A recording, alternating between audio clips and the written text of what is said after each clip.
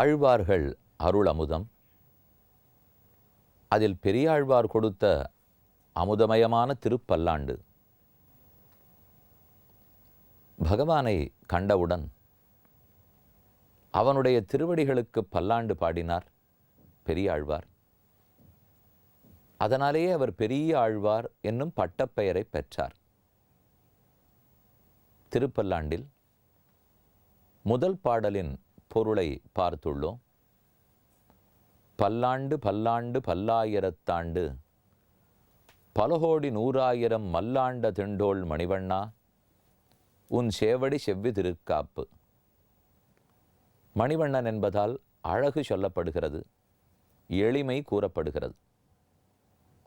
இந்த தேசத்தில் இந்த காலத்தில் சடக்கென்று பெருமாள் தோன்றினாரே, அவருக்கு என்ன ஆபத்து வந்து விடுமோ பயந்தார் பெரியாழ்வார். அவருக்கு ஒன்றும் ஆபத்து வராது என்பது உண்மை. ஆனால் அது புரிந்துவிட்டால் பக்தன் என் செய்வான்? நம்ம குடும்பத்தாருக்கு என்ன வந்துடுமோன்னு பயப்படுகிறோம். வராதுன்னு தெரிந்திருந்தாலும் பயப்படுகிறோம். ஒரு மல்யுத்த வீரருக்கு கூட ஆபத்து வந்துடுமோன்னு பயப்படுறோம். அதே போலத்தானே அழியக்கூடிய நம் உறவுகளுக்கே இவ்வளவு பயந்தால் அழியாத உறவான எம்பெருமானுக்கு ஆழ்வார் எவ்வளவு தூரம் பயந்திருக்க மாட்டார்? பக்தன் பயப்படக்கூடாதுன்னு சொல்லுகிறோம். அவன் உலக விஷயத்தை கண்டு பயப்பட மாட்டான். ஆனால் தன் பெருமானுக்கு என்ன வந்து விடுமோ என்று கண்டிப்பாக பயப்படுவான். அதுதானே பக்தி. இனி திருப்பல்லாண்டில் இரண்டாவது பாசுரத்தை பார்க்க போகிறோம். ரொம்ப அழகான பாடல்.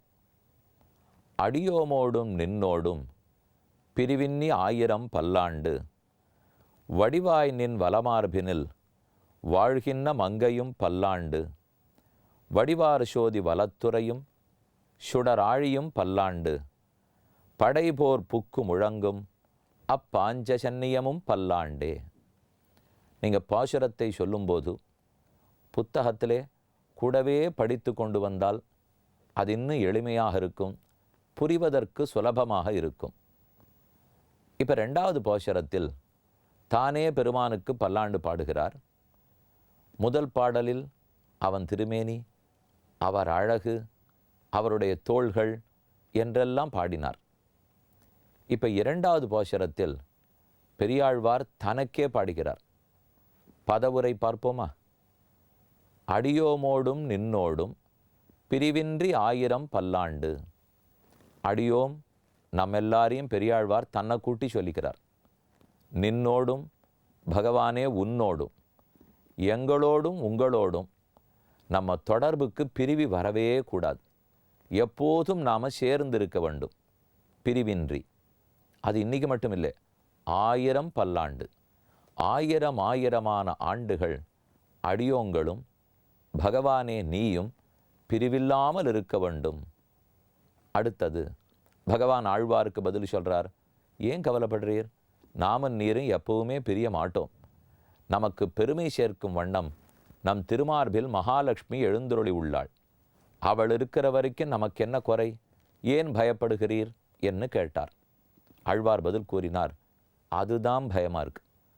திருமார்பில் அவள் எழுந்தருளி இருக்கிற அழகு, உன்னுடைய கருத்த திருமேனி, அவளுடைய செவந்த வர்ணம், இந்த ரெண்டினுடைய அந்த சேர்க்கையை பார்க்கறச்சே என் கண்ணே பட்டுடும் போல இருக்கே. ஆகையால் தான் அவளும் நீயுமான சேர்த்திக்கு பல்லாண்டு, வடிவாய் நின் வலமார்பினில் வாழ்கின்ற மங்கையும் பல்லாண்டு.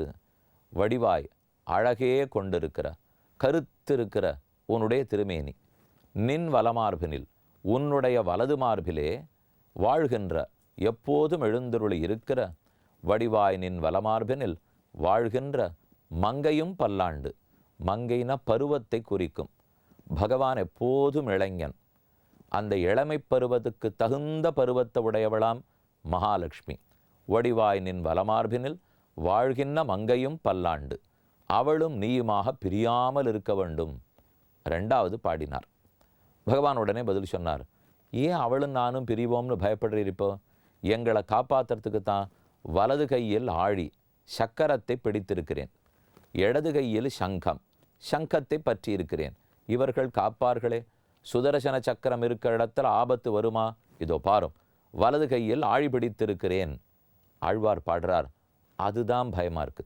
உன் கைக்கு இருக்கிற அழகு, அதில் சுதர்சன சக்கரத்தை பிடித்திருக்கிற அழகு, இதை பார்த்தாலே என்ன வந்துடுமோன்னு பயமா இருக்கு.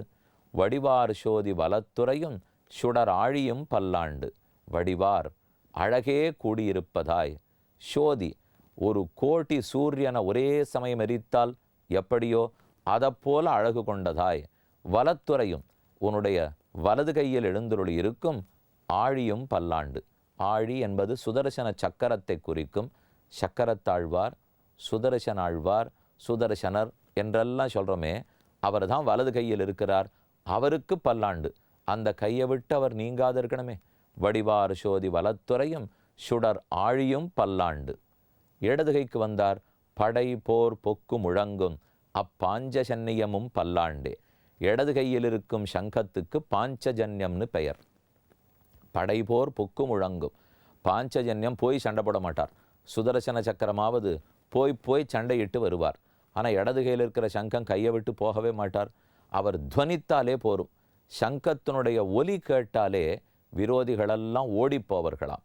படைபோர், படைக்கலன்களோடு செய்யப்படுகிற போர், ஆயிரக்கணக்கான வீரர்களோட பொறும் போர்.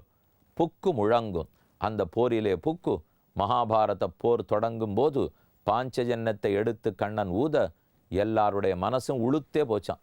அதைத்தான் படைபோர் புக்கு முழங்கும், முழங்கும் தன்னுடைய வெற்றி நாதத்தை வெளிப்படுத்தும் அப்பாஞ்சசன்னியமும் பல்லாண்டே. அந்த அழகிய பாஞ்சசனியம்ங்கிற சங்கத்துக்கு பல்லாண்டு. பதவுரை பார்த்தோம். இனி ரொம்ப ஆழமான சில கருத்துக்களை வியாக்கியாதாக்கள், உரையாசிரியர்கள் கூறியிருக்கின்றனர். என்னன்னு ஒரு 2-3 விஷயம் மட்டும் பகிர்ந்துக்கிறேன். அடியோமோடும் நின்னோடும் பிரிவின்னி 1000 பல்லாண்டு. பகவானுக்கு தானே பெரியாழ்வார் மங்களாசாசனம் பண்ண வந்தார். இப்போ எதுக்கு தனக்கு பாடிக்கிறார்? இவர் என்ன தன் புராணம் படிக்க வந்தாரா, இல்லை பெருமானுக்கு பாட வந்தாரா? எந்த யாகமாக இருக்கட்டும், ஹோமமாக இருக்கட்டும், எந்த நல்ல காரியமாக இருக்கட்டும், அதை நம்ம பண்ணணும்னு வச்சுங்க, முதல்ல அதை முடிக்கிற வரைக்கும் எனக்கு ஆயுள் கொடுன்னு கேட்க வேண்டாமா? சாஸ்திரத்திலேயே ஆயுர் ஆசாஸ்தே. இப்போ ஒரு பெரிய முக்கியமான பணியை ஒருத்தர் எடுத்துன்னு இருக்காருன்னு வச்சுங்க, அந்த பணியை முடிக்கிற வரைக்கும் ஆயுள் இருக்கணும், நல்ல ஆரோக்கியத்தோடு இருக்க வேண்டும்.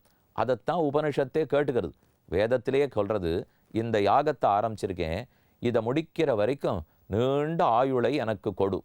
உடனே கேள்வி வரும், யாகம் பண்ணுறது இவருக்கு இப்போது இலக்கா, இல்லை இவர் 100 வயசு இருக்கிறது இலக்கான்னா? நான் இருந்தால் தானே யாகத்தையே பண்ண முடியும். அதை போல் பெரியாழ்வார் சொல்கிறார், பகவானே உனக்கு பல்லாண்டு பாடணும்னா நான் இருந்தால் தானே பாட முடியும், அடியன் இருந்தால் தானே உனக்கு. அதனால் முதல்ல எனக்கும் சொல்லுன்றேன். இப்போ அடியோமோடும் நின்னோடும், அடியோம்னு சொல்லுகிறார், என்னோடும்னு சொல்லலாம். எப்போ நின்னோடும்னு இருக்கோ, என்னோடும் நின்னோடும் பல்லாண்டுன்னு சொல்லியிருக்கலாம். ஆனால் ஆழ்வார் என்னன்னு சொல்லலை பாருங்க, அடியோம்ங்கிறார். அவர் உள்ளத்தை விட்டு இறைவனுக்கு நாம் தொண்டன், இறைவனுக்கு நாம் அடியவன், இந்த எண்ணம் மாறவே மாறாது. நம்ம உள்ளத்துலேருந்து அது மாறவே கூடாது. அதனால தான் என்னன்னு சொல்ல மாட்டோம். என்னன்னா கொஞ்சம் அகங்காரத்தோடு பேசுகிறோன்னு அர்த்தம். அடியேன், அடியேன்னு தனிமையில் கூட சொல்லலைவர், அடியோம். நாம் எல்லாரையும் சேர்த்துண்டு எல்லாரும் பகவானுக்கு தொண்டர்கள். அடியோமோடும் நின்னோடும் பிரிவின்னி 1000 பல்லாண்டு. அடியேன்னு சொல்ல வேண்டிய ஆழ்வார் அடியோங்கிறாரே, ஏன் ஒரு மேலே சொல்லாமல் பன்மையில் கூறுகிறார்? நம்ம எல்லாரையும் சேர்த்துன்னு விட்டாராம்.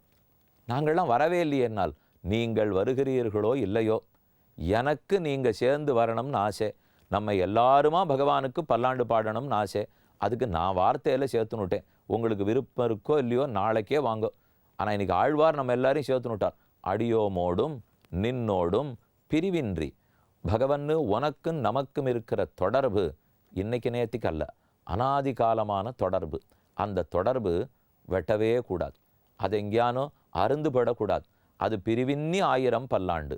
அறுக்க முடியாத தொடர்பு, ஒழிக்க ஒழியாத தொடர்பு உனக்கும் நமக்கும். அது அப்படியே நீண்டு செல்ல வேண்டும். அடியோமோடும் நின்னோடும் பிரிவு இன்றி. பிரிவு வர்றதுக்கு வாய்ப்பே இல்லை.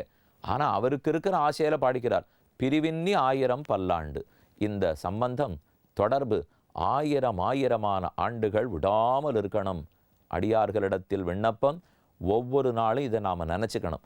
பகவானுக்கு நமக்கு நெருங்கின தொடர்பு இருக்குது, பிரிச்சிட முடியாது. ஆனால் அது அப்படியே செல்லணும், அப்படியே செல்லணும், நீடித்து இருக்கணும். ரொம்ப பெரியவர் ஒருத்தர், அவரோட நமக்கு தொடர்பு இருக்குது. நம்ம பெரியப்பா, சித்தப்பா, அத்தை ஏதோ வச்சுங்க. அப்படின்னு அவரோட சம்பந்தத்தை எப்பவும் தக்க வச்சுக்கணும்னு பார்ப்போம். ஒரு பெரிய மனுஷர் நமக்கு தெரியும்னாலே விடாமல் அவர்கிட்ட கூட்டு பேசிகிட்டே இருப்போம். ஏன்னா எந்த நேரத்துலையும் உதவு வரும் இல்லையோ. இவர்களுக்கே இவ்வளவு தூரம் நம்ம பார்த்தோம்னா அப்போ பகவானோட இருக்கிற உறவுக்கு அது பிரிவே கூடாது. அடியோமோடும் நின்னோடும் பிரிவின்னி 1000 பல்லாண்டு. வடிவாய் நின் வலமார்பினில் வாழ்கின்ற மங்கையும் பல்லாண்டு. திருமார்ப சேவிக்கிறார், மகாலட்சுமி எழுந்தருளி இருக்கிறாள். அதுதான் வடிவாய். என்ன அழகான வடிவம்! பெருமானுடைய திருமேனியை பற்றி உபனிஷத்து சொல்லும்போது, நீல தோயத மத்தியஸ்தா வித்யுல்லேகேவ பாஸ்வரா நீவாரசூக வத்தன்வி பீதா பாஸ்யாத்தனூபமானு சொல்கிறது. அவர் திருமேனி எப்படி இருக்குமா? காளமேகத்தை போலே. உலகத்து நீரையெல்லாம் குடிச்சுட்டா ஒரு மேகம் எப்படி இருக்கும், அந்த மேகத்தை போல திருமேனி. அதில் மின்னல் வெட்டினா போலே பளீரென்ற அத்தனை ஒளியோடே மகாலட்சுமி எழுந்தருளி இருக்கிறார். வடிவாய் நின் வலமார்பினில் வாழ்கின்ற மங்கையும் பல்லாண்டு. அவள் வாழ்கிறாளாம். எப்போதும் அவள் பிரார்த்தனை, ஒரு நிமிஷங்கூட இந்த திருமார்பை விட்டு நான் நகரவே மாட்டேன். அகலகில்லேன் இறையுமென்னு அலர்மேல் மங்கை உரை மார்பனொல்லியோ. திகழ்கின்ற திருமார்பில் திருமங்கை தன்னோடும் திகழ்கின்ற திருமாலார் சேர்விடன் தன் வாட்டாறு என்று நம்மாழ்வாருடைய பாசுரம்.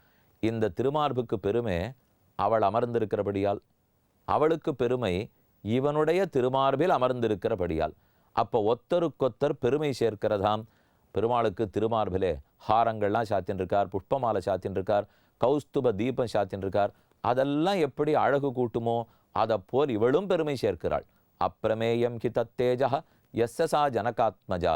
பிராட்டியினுடைய சேர்க்கையால் பகவானுக்கே பெருமை. வாழ்கின்ற மங்கையும் பல்லாண்டு. பருவத்தை குறிக்கிறார். அவர் எத்தனை இளைஞரோ அத்தனை இளமையானவளாம் மகாலட்சுமி தாயார்.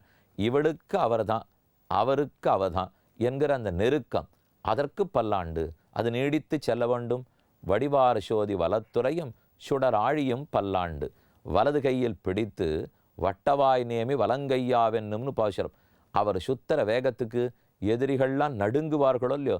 உன் திருமேனியுடைய அழகு, வலது கையில் பிடிச்சிருக்கிற சக்கரத்தினுடைய அழகு, நம்ம மனசு எப்படி சுற்றி சுழன்று போகுமோ அதை விட வேகம் சக்கரத்தாழ்வார். ஸ்புரத் சஹசிரார சிகாதி தீவிரம் சுதர்சனம் பாஸ்கர கோட்டி துல்லியம் சுரத்விஷாம் பிராணவிநாசி விஷ்ணோஹோ சக்கரம் சதாகம் சரணம் பிரபத்யே. அந்த சக்கரமும் பல்லாண்டு. வடிவார் சோதி வலத்துறையும் சுடர் ஆழியும் பல்லாண்டு. படை போர் புக்கு முழங்கும் அப்பாஞ்சஜன்யமும் பல்லாண்டு. இடது கையில் பிடிச்சிருக்கிற பாஞ்சஜன்யமும் கையும் நீங்காமல் இருக்கணும். அது எப்போ உன்னோட கூட இருக்கணும். சகோஷோ தார்த்தராஷ்டிரானாம் ஹிருதயானி வியதாரயத்துன்னு கீத ஆரம்பத்தில் ஸ்லோகம். எல்லாம் இந்த பக்கம் 11 அக்ஷௌகிணி சைன்யம், மகாபாரத போர் தொடங்க போகிறது. அந்த பக்கம் 7 அக்ஷௌகிணி. கண்ணன் பாண்டவர்கள் பக்கம் நின்றுருக்கார். தன் பாஞ்சஜன்யத்தை வச்சு ஊதினாராம். அந்த ஊதல் ஒலி சங்கத்தினுடைய நாதத்தை கேட்டவுடனே பலமெல்லாம் குறைஞ்சி போய் துரியோதனாதிகள் 100 பேரும் உளுத்தே போயிட்டார்கள். சண்டையே போட வேண்டாம். வெறும ஊதினத்துக்கே பாஞ்சஜன்யத்தினுடைய ஒலி கேட்டே இவ்வளவு ஆபத்துன்னா அந்த அழகுக்கு பாடுகிறார்.